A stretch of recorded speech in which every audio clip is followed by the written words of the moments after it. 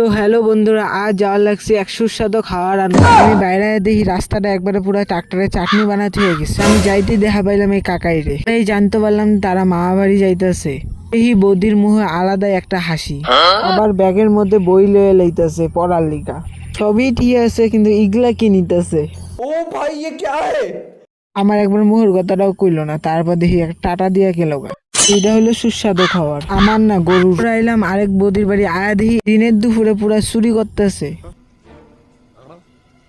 সে চুরি না, ভাত চুরি করতেছে। লোকে দেখো আবার তরকারিও নেওয়ার লাগছে, যে একা খাবো না, তার লগে আরেকজনের নিয়ে খাইতেছে। পরে আমারে দেখাইতেছে পটল ভাজা, কয় খাবি নাকি? আমিও পরে খাই লাইলাম। যাই হোক, চুরি তো আর আমি করি নাই।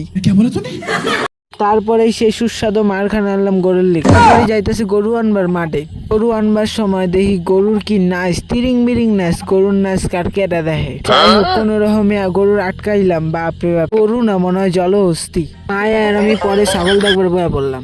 ভুট্টা ঘাট থেকে কি সুন্দর টিয়া পাখি উঠে যাওয়ার লাগছে। ভিডিওটি ভালো লাগলে লাইক করে দিও, চ্যানেলটি সাবস্ক্রাইব করে দিও।